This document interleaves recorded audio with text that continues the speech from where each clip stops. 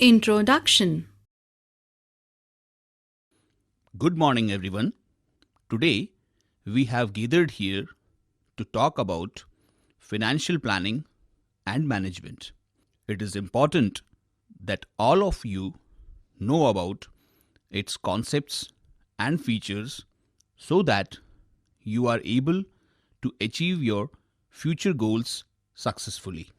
I recently met Ram and Vidya and explained to them about this topic. Let me tell you about our discussion. Ram and Vidya have two children who go to school. Ram works as a construction worker while Vidya is a housewife. Recently, the couple has been worried about their monthly expenses since they are noticing an increase in the same due to rising costs. They feel that whatever Ram earns every month is not enough to save for the future. One fine day, when I met Ram outside the school, I noticed that he was not in his usual self. I asked him what the problem is. I am very concerned about our monthly expenses, which is increasing at a fast pace. I am worried because I earn daily wages and sometimes the pay is very less. I wonder how I can save enough so that I have a good amount to spend for my children's education, marriage, purchase of house, etc. in the future. Do not worry, you need to learn to save from whatever you earn every month. And for this, you need to learn about financial planning and management. You think so? What do I have to do? What does personal finance planning and management involve? Am I capable of doing it? It sounds a bit scary. Oh, do not worry.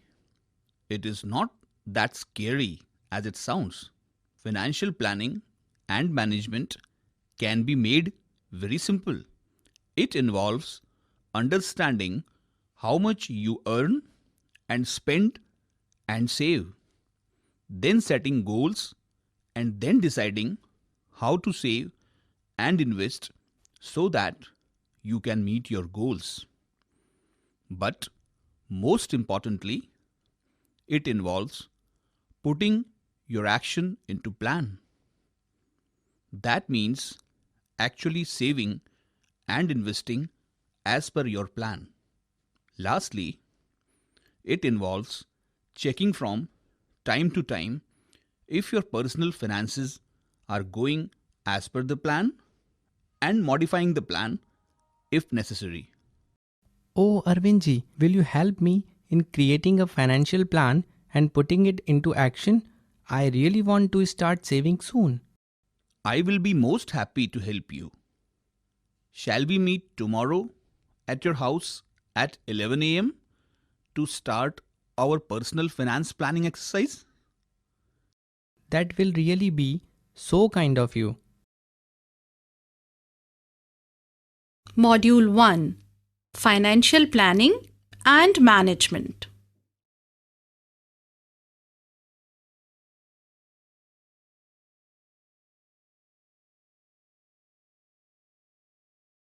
Before we begin, we need to gauge how much money you already have saved up in various financial products such as bank and post office deposits, stocks, insurance, etc. Other than a small amount and some gold, we have no saving. You see, although we have heard about banks and the share bazaar and insurance, we have not really put any money into these, as we do not understand the importance of these.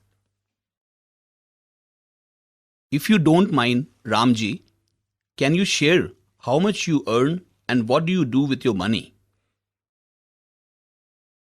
Sure, why not?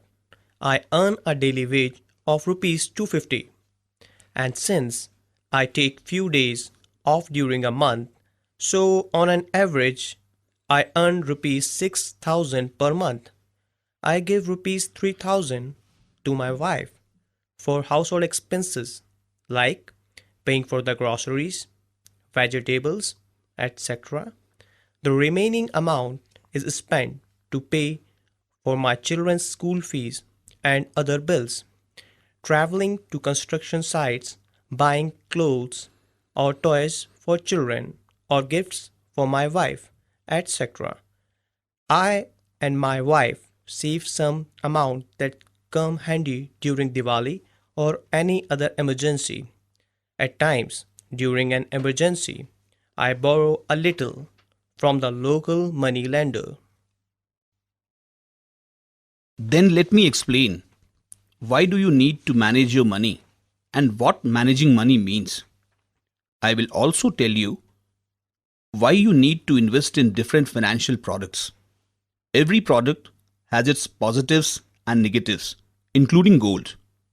Your decision to invest in financial products should depend on your goals, the returns you expect, liquidity, and the time period in which you want your money back. Sounds quite complicated. It's not really so. Once I begin telling you about the various aspects of income expenses, saving, investment, and the various products available for saving or investing, they all follow a pattern that you can easily identify with. Financial management involves everything from budgeting and goal setting to spending, saving, investing, and insuring. Before I start explaining to you about the different financial products, it is important that you are aware about the meanings of some of the financial components. Let me put it simply, one by one.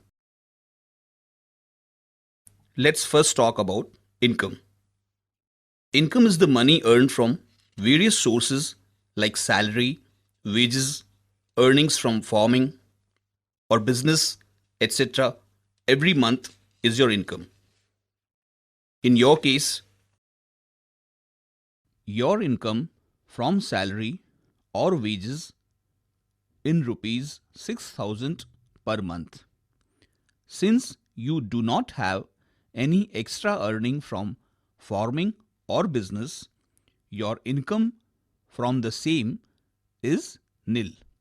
Hence, your total monthly income is rupees 6,000.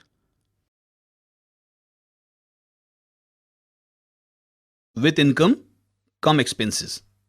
What is expenditure? Expenditure is the money spent by you every month on various items. It includes spending money on essential as well as non-essential items. Please work on exercise 1 in your handbook. Let us understand your expenses. Your expenses on food, groceries, and clothes are rupees 2,000. For children's education, you are spending rupees 1,000. For other items like health, repayment of loan, entertainment, etc., you are spending around rupees 2,000 in total. Hence, your monthly expenses is rupees 5,000. Looking at this table of expenses, it means that I am saving rupees 1,000 per month from my monthly salary. Yes, let's continue so that you understand the importance of saving as much as possible. Purchase of land or house, fixed deposits in banks, buying gold, etc. are termed as investments. Deployment of money, say out of savings with the expectation of earnings higher returns over time is investment. Talking about savings. It's when income is more than expenses and the surplus money is known as savings. You can put your savings in a bank or invest it for buying land, house, gold, etc. It's very important to write down income and expense so that you know exactly how much you are saving and where exactly are you spending every month. Ram, you shared that sometimes you borrow money from the moneylender, especially during emergencies. This is called debt. When expenses are more than the income and you have no savings from which you can manage the excess expense, then there is a shortage of money. At this time, if you borrow money from someone, that is termed as debt.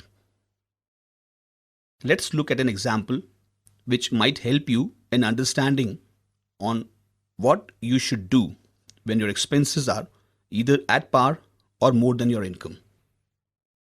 Your monthly income is rupees 6,000 every month and your expenses every month varies due to various reasons. This is what you should do when you face such variations in your expenses. From your monthly income of rupees 6,000, if you are spending rupees 5,000, you have a surplus of rupees 1,000. So, you need to save this amount in a bank or invest it. If you spend your entire income of rupees 6,000, then you should think twice before spending further and plan well before spending. If on any month your expenses are high, like say rupees 7,000, then you face a shortage of rupees 1,000. During this time, you should spend carefully and you can probably look at cutting down on entertainment expenses or a combination of other expenses so that you reduce your expense. I hope you have understood the basic concepts of finance. Yes, now we understand. And we also understand the importance of understanding the finance. Arvindji, can you explain how we can plan our finances? Okay, let me first start by explaining financial planning. Have you heard about financial planning before? No. Okay, let me explain.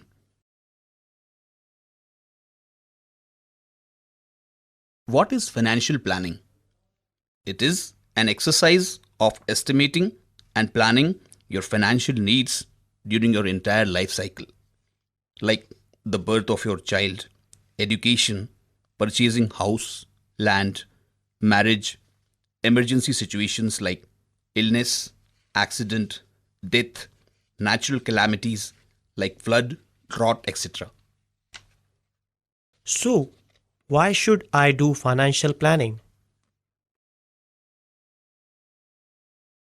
That's because financial planning enables you to plan in advance your likely expenses, keeping in mind your level of income.